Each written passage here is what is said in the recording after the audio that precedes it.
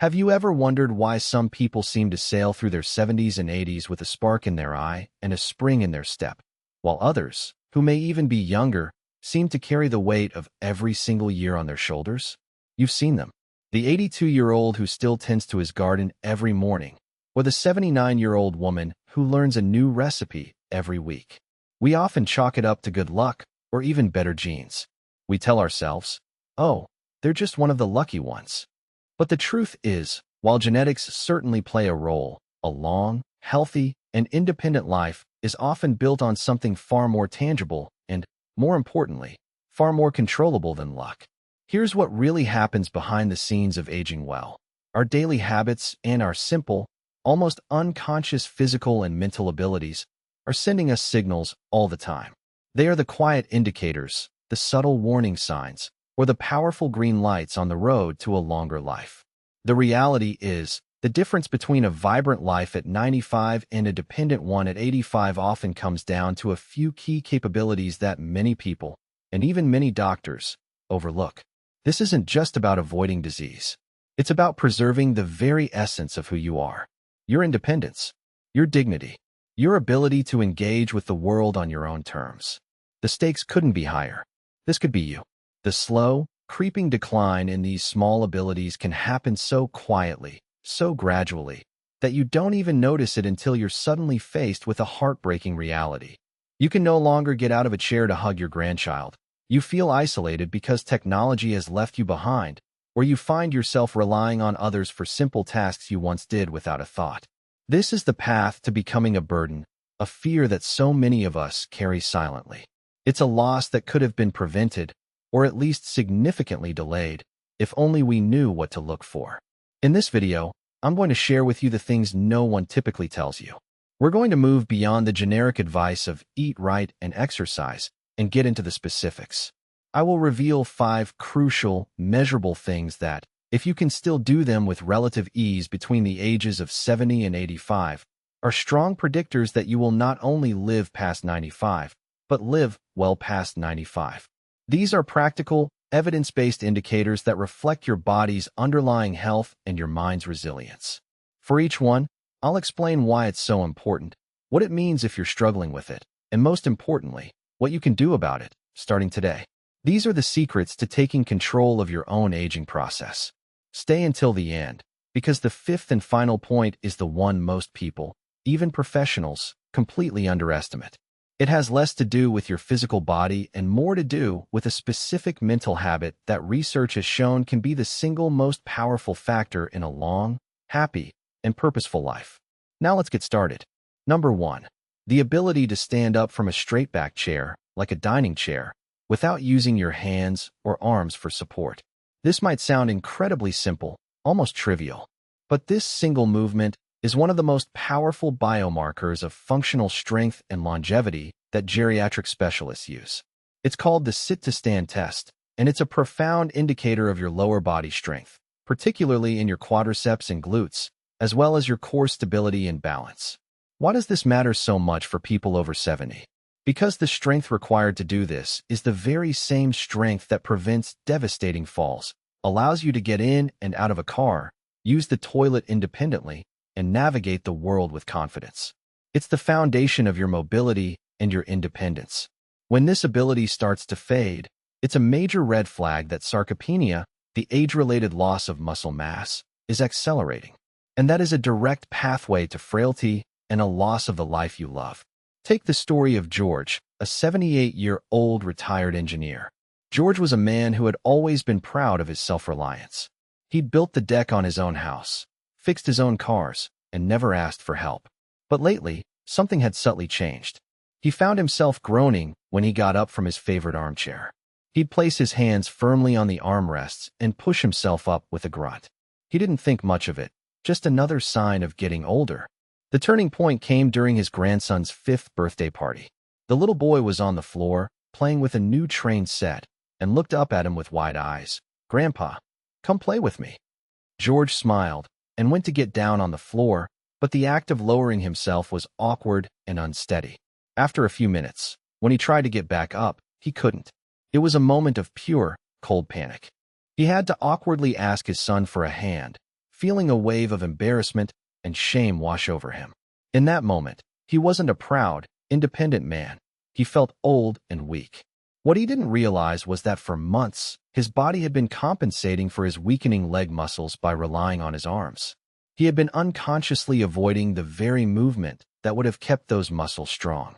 The consequence of ignoring this quiet decline was a stark, public moment of lost independence that shook him to his core.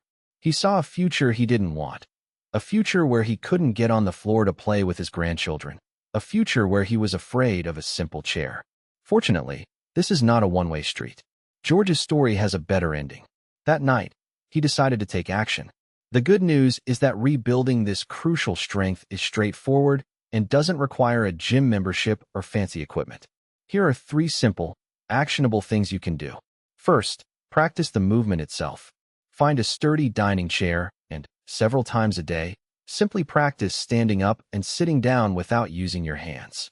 Start with 5 repetitions and slowly build up to 10 or 15. If you can't do it without your hands at first, use them as little as possible and focus on pushing through your heels. The goal is progress, not perfection. Second, incorporate simple leg strengthening exercises into your daily routine. While waiting for the kettle to boil or during a commercial break on television, do a few bodyweight squats. Just lower yourself down as if you're about to sit in a chair, keeping your back straight, and then stand back up. Even a small range of motion helps. Another great exercise is the wall sit. Stand with your back against a wall, slide down until your knees are bent, and hold the position for 10 seconds, gradually increasing the time as you get stronger. This builds isometric strength in your thighs. Third, think about your protein intake. Muscles need fuel to repair and grow, and as we age, our bodies become less efficient at processing protein. Medical research indicates that older adults often need more protein than their younger counterparts to maintain muscle mass. Make sure you're including a good source of protein, like eggs, Greek yogurt, lean meats, or beans, with every meal. It's crucial fuel for your strength-building efforts. George started with just 3 sit-to-stands a day. It was hard, but within a few weeks, he could do 5. After 2 months, he was doing 10 with ease. The next time he visited his grandson, he got down on the floor to play trains, and when it was time to get up, he stood up, smoothly and without help. It was a small victory, but to George, it felt like he had reclaimed his life. That simple ability was a symbol of his strength and his enduring independence. It's a vital sign of a body that's ready for the long haul. Now, let's consider another subtle but equally important skill. Number 2, the ability to handle fine motor tasks with reasonable speed and accuracy, like buttoning a shirt, tying shoelaces, or clasping a necklace. We often associate aging with a loss of large-scale movement, but the decline in fine motor skills can be just as devastating to one's sense of self and independence. This isn't just about dexterity. Your ability to perform these small, precise movements is a window into your nervous system. It reflects the health of the connection between your brain, your nerves, and the tiny muscles in your hands. When this process slows down or becomes clumsy, it can be an early indicator of wider neurological issues, from peripheral neuropathy to more significant cognitive changes. For seniors, struggling with these tasks is deeply frustrating. It can make the simple act of getting dressed in the morning a lengthy and demoralizing ordeal. It can lead to a loss of hobbies like knitting, painting, or woodworking, which are so crucial for mental engagement. What's tricky about this is that people often hide their struggles out of embarrassment, opting for slip-on shoes or pullover sweaters, effectively withdrawing from the very activities that could help maintain these skills. Let's look at someone like Eleanor, an 81-year-old woman who had been a talented seamstress her whole life. Her hands, once so nimble and sure, had created beautiful quilts and dresses for her children and grandchildren. She took immense pride in her appearance, always wearing a perfectly coordinated outfit with a matching string of pearls. But lately, getting ready had become a source of anxiety. Her fingers felt stiff and clumsy. Buttoning her favorite silk blouse felt like an impossible puzzle. Her hands would tremble slightly, and she would miss the buttonhole again and again, her frustration mounting with each failed attempt. The clasp on her pearl necklace was even worse. She would stand in front of the mirror, her arms aching, trying to guide the tiny piece of metal into its slot. Some mornings, she would just give up, leaving the necklace on her dresser and feeling a pang of loss. She felt like a part of her identity was slipping away with her dexterity. What she didn't realize was that this wasn't just arthritis or old age. It was a sign that her brain-to-hand communication was becoming less efficient, partly due to a lack of specific practice. The consequence was that she began to decline social invitations. She didn't want to go to her weekly church luncheon because she was afraid she'd struggle with her coat buttons or spill her coffee. Her world was quietly shrinking, not because of a major illness, but because of the slow, insidious loss of fine motor control. The good news is that, just like larger muscles, the small muscles in your hands and the neural pathways that control them benefit immensely from targeted exercise. You can restore and maintain this crucial skill. Here are 3 practical solutions you can start today. First, get a therapy putty or even a soft stress ball. This is a simple, inexpensive tool that doctors and physical therapists recommend. Squeezing the putty, pinching it, and rolling it between your fingers provides gentle resistance that strengthens both your grip and the small, intrinsic muscles of your hand. Doing this for just 5 to 10 minutes a day while watching television can make a significant difference. It's a small adjustment that provides a major benefit. Second, make a point to engage in hobbies that require fine motor skills. Don't give them up, adapt them. If knitting with fine needles is too difficult, switch to a larger gauge needle and chunkier yarn. If writing long letters is a strain, try doing a daily crossword puzzle or Sudoku in the newspaper with a good, thick pen. Jigsaw puzzles are another fantastic activity. The act of searching for, picking up, and fitting the pieces together is an excellent workout for both your fingers and your brain. Third, practice the specific tasks you struggle with, but in a low-pressure environment. Take an old shirt with big buttons and just sit and practice buttoning and unbuttoning it a dozen times. Take a pair of old shoes with laces and practice tying and untying them. By removing the time pressure and frustration of needing to get it done to go out, you are retraining those neural pathways in a calm, focused way. It's like practicing scales on a piano. It builds the foundational skill. Eleanor was hesitant at first, but her daughter bought her some therapeutic putty and a large print crossword puzzle book. She started small, squeezing the putty during her favorite evening show. She also took out an old blouse and practiced the buttons. Slowly, almost imperceptibly at first, things began to change. The trembling in her fingers lessened. One morning, she fastened her pearl necklace on the first try. A feeling of triumph washed over her. It wasn't just about the necklace. It was about reclaiming a piece of herself. She started attending her luncheons again, her confidence restored. The ability to manage these small, personal tasks is a quiet but profound declaration of self-sufficiency. If you're still watching this video and finding these insights valuable, please comment number 2 below to let me know you're here. Your engagement helps me know that we're on the right track with this important information. Now, let's move on to a skill that bridges the gap between the physical and the social worlds. Number 3, the ability to learn and regularly use a new piece of technology, even a simple one.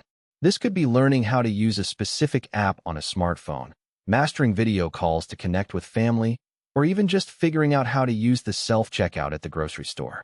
In today's world, this is not a luxury. It is a critical skill for staying connected, informed, and independent.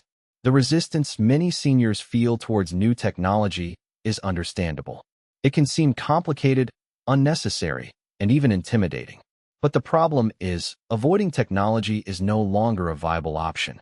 So much of modern life, from banking and healthcare to social connection, has moved online. The ability to learn a new tech skill is a powerful indicator of cognitive flexibility, which is the brain's ability to adapt to new information and switch between different concepts. It shows you have strong problem-solving skills and a capacity for new learning, all of which are crucial for maintaining cognitive health and staving off decline. A mind that is open to learning new things is a mind that is staying young and resilient. Consider the story of Frank, an 83-year-old widower.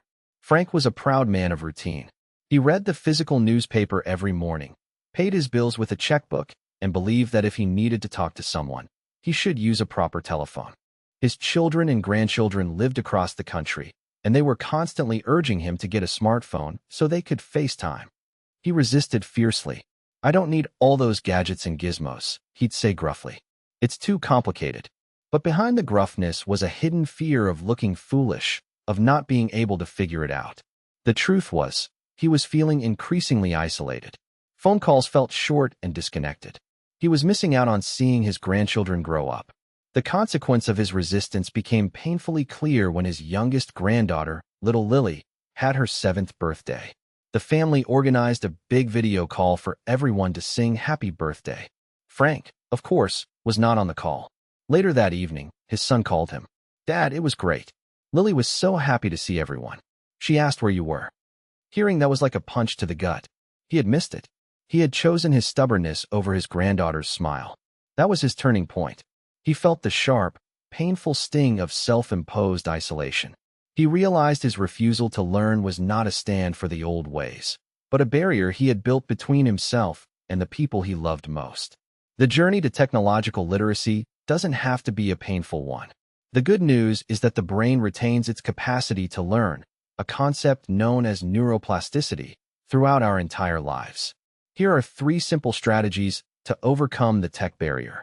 First, start with a single, high-value goal. Don't try to learn how to use a smartphone. That's too broad and overwhelming. Instead, pick one specific thing you want to do.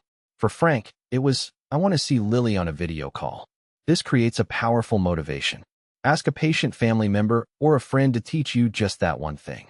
Ignore all the other apps and notifications. Focus solely on opening the video call app and making a call. Master that one skill until it's comfortable. Second, write it down. Get a small notebook and write down the steps in your own words. For example, 1. Tap the green phone icon. 2. Tap the name Lily. 3. Tap the little camera symbol. Having a physical, written guide that you created removes the panic of having to remember everything. You can refer to your notes without having to ask for help again, which builds confidence and a sense of mastery. Third, embrace the concept of good enough. You don't need to become a tech expert. You don't need to know what every button does. You just need to know how to do what you want to do. It's okay if you accidentally open the wrong app. It's okay if it takes you a minute to find the right button. Give yourself permission to be a beginner and to make mistakes. The goal is connection, not perfection. Frank swallowed his pride and called his son. "Okay," he said, "show me that FaceTime thing." His son patiently walked him through it, and Frank wrote down every step. The first call was clumsy, but when Lily's smiling face popped up on the screen, Frank's heart soared. He started calling every Sunday. Soon, he learned how to look at the photos his daughter sent him. His world, which had been shrinking, suddenly expanded. He wasn't just a voice on the phone anymore. He was present in his family's life. This ability to learn and adapt is a profound sign of a mind that is healthy, engaged, and ready to keep living fully in the modern world. And if you haven't subscribed yet, I recommend you subscribe and turn on the bell so you don't miss any videos. Your support helps us continue creating good content to inform and inspire you. Now, let's move from cognitive fitness back to a crucial measure of your physical health.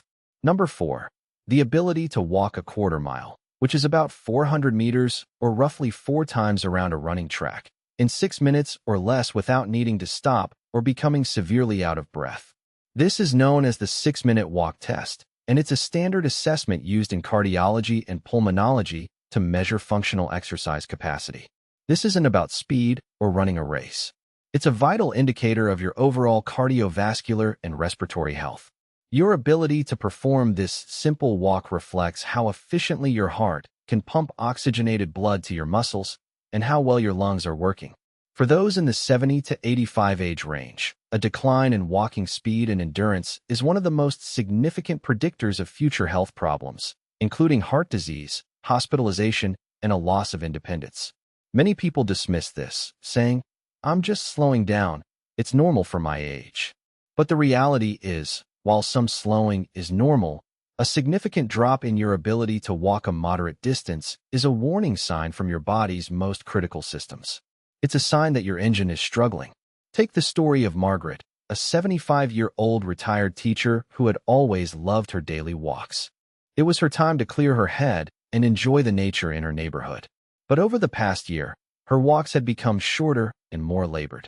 She used to walk a mile-long loop, but now she found herself getting winded just walking to the corner and back. She'd feel a tightness in her chest and have to stop and catch her breath. She told herself it was the humidity, or maybe she just hadn't slept well. She started making excuses to avoid walking altogether. The consequence of this avoidance became clear when her friends invited her on their annual trip to a local botanical garden. Margaret had always looked forward to it, but this year, the thought of all that walking filled her with dread. She made up an excuse and stayed home, feeling a profound sense of sadness and frustration. She was missing out on her life because her own body was failing her. She felt trapped in her own home, her world shrinking from the neighborhood down to her living room. What she didn't realize was that her body wasn't just slowing down. It was deconditioning at an alarming rate. Her heart and lungs, deprived of the regular challenge of her walks, were becoming weaker and less efficient, creating a vicious cycle of fatigue and avoidance. Fortunately, this is one of the most reversible signs of aging. Your cardiovascular system is highly responsive to exercise, even gentle exercise, at any age. Here's what you can do to reclaim your stamina and protect your heart. First, start with interval walking. You don't have to go out and walk for 30 minutes straight. Instead, try this. Walk at a comfortable pace for 2 to 3 minutes, then slow down to a very gentle pace for a minute to recover. Repeat this cycle 5 or 6 times. This method, known as interval training, allows you to exercise for a longer total duration without becoming overly fatigued, and studies have shown it's incredibly effective at improving cardiovascular fitness. Second, focus on your breathing. Many of us are shallow breathers, especially when we exert ourselves. As you walk, consciously practice deep belly breathing. Inhale slowly through your nose for a count of 4, allowing your belly to expand, and then exhale slowly through your mouth for a count of 6. This technique, sometimes called pursed lip breathing, helps to improve lung efficiency, calms the nervous system, and can prevent that feeling of breathlessness. Third, make it a non-negotiable part of your routine. The key to building endurance is consistency. Put it in your calendar like a doctor's appointment. Aim for a short walk every day, even if it's just for 10 minutes. The cumulative effect of daily movement is far more powerful than one long, strenuous walk once a week. It's always important to consult with your healthcare provider before starting a new exercise program, especially if you have pre-existing conditions. Margaret, after a checkup with her doctor to rule out any serious issues, started this exact plan. Her first walk was just down her driveway and back, using the interval method. It was humbling, but she stuck with it. Each week, she added another minute. Within 2 months, she was walking her old mile-long loop again. She still wasn't the fastest walker in the neighborhood, but she could do it without that awful feeling of gasping for air. The next year, when the invitation for the botanical garden trip came, she was the first to say yes. Her ability to walk that quarter-mile wasn't just about physical health. It was her ticket back to the world. If you're finding this helpful, please comment number 4 below to let me know you're here. It's a great encouragement to see you engaging with this material. Now let's move forward to our final, and perhaps most surprising, point. Number 5. The ability to articulate a clear and specific plan for something you are genuinely looking forward to in the near future, say, within the next 3 to 6 months. This is the indicator that often gets missed entirely. We focus so much on the physical body and the cognitive tests that we forget about the engine that drives it all: purpose. This isn't about vague, wishful thinking like, I hope to be healthy. It's about having a concrete, forward-looking goal. It could be planning a small garden, learning to cook a new dish for a family dinner, organizing a collection of old family photos into an album, or planning a day trip to a nearby town. The ability to do this demonstrates a high level of executive function in the brain, the skills of planning, organizing, and initiating tasks. But more profoundly, it is the single greatest sign of psychological resilience and a will to live. Research, like the famous Rush University Memory and Aging Project, has consistently shown that older adults who have a strong sense of purpose are significantly less likely to develop Alzheimer's disease, have lower rates of disability, and live longer, more satisfying lives. When you have something to get up for in the morning, your entire being, your mind, your body, your spirit, is oriented towards the future. Without it, we risk falling into apathy, which is a quiet but devastating state that accelerates both physical and mental decline.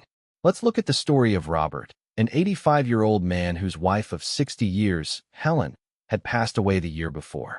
Robert was physically healthy for his age, but his spark was gone. His days had become a monotonous loop. Wake up, watch television, eat a simple meal, and go back to sleep. He had lost his sense of direction. His life had been so intertwined with Helen's that he felt his own story had ended with hers. A kind volunteer from a local senior center, a young woman named Sarah, started visiting him once a week. During one visit, she asked him a simple question, "Robert, what are you looking forward to right now?" Robert was silent for a long time. He searched his mind, but it was blank. "Nothing," he finally said, the word hanging in the air with a heavy finality. That moment was a quiet, devastating realization for him. He saw that he wasn't truly living. He was just waiting. The consequence of his lack of purpose was a deep, pervasive apathy that was draining the life from him. He had no reason to engage, no reason to stay sharp, no reason to be strong. He was adrift, and he knew that if something didn't change, he would simply fade away. The beauty of purpose is that it doesn't have to be some grand, world-changing goal. It can be small, personal, and deeply meaningful. The good news is that you can consciously cultivate it. Here are 3 powerful ways to find and articulate your purpose. First, start a possibility project. This doesn't have to be big. Think of one small, manageable project you could complete in the next few months. For Robert, Sarah suggested building a birdhouse for his backyard, something he and Helen had always talked about doing. The project had a clear beginning, middle, and end. It required him to plan, to go to the hardware store, to use his hands, to solve small problems. It gave his days structure and a goal. Your project could be anything: researching your family tree, writing down your life story for your grandchildren, or mastering that one video call app we talked about earlier. Second, schedule something to look forward to. Don't wait for invitations to come to you. Be proactive. Get a calendar and mark down one enjoyable event for each of the next 3 months.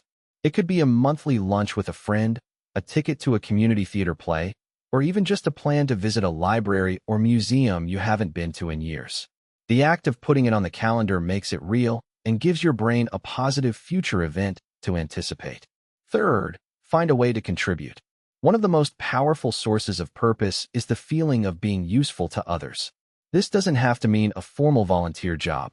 It can be as simple as offering to read a story once a week to a neighbor's child, baking cookies for the local fire station, or making phone calls to check on other seniors who are homebound.